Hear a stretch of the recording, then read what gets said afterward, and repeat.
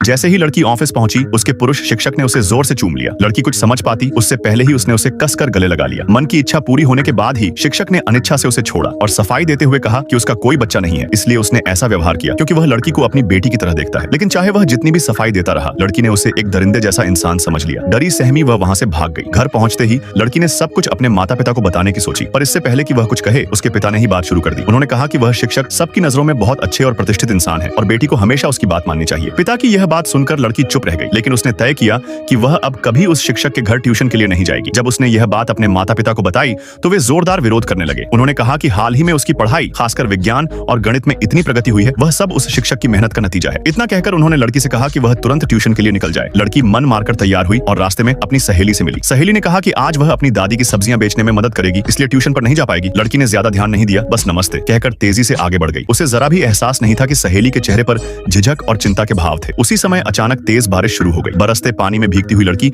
आखिरकार शिक्षक के घर पहुंची। शिक्षक ने तुरंत उसे एक साफ कपड़ा दिया और दरवाजा बंद कर लिया। लड़की ने तौलिया लेकर अपने आप को पोंछना शुरू किया, लेकिन उसे पता नहीं चला कि शिक्षक की निगाहें अब बदल चुकी हैं। अचानक वह आगे बढ़ा, उसे पकड़कर सोफे पर धक्का दे दिया। इसी बीच शिक्षक की पत्नी घर लौट आई। शोर सुनकर उसने धीरे से दरवाजा खोला और सामने का दृश्य देखकर दंग रह गई।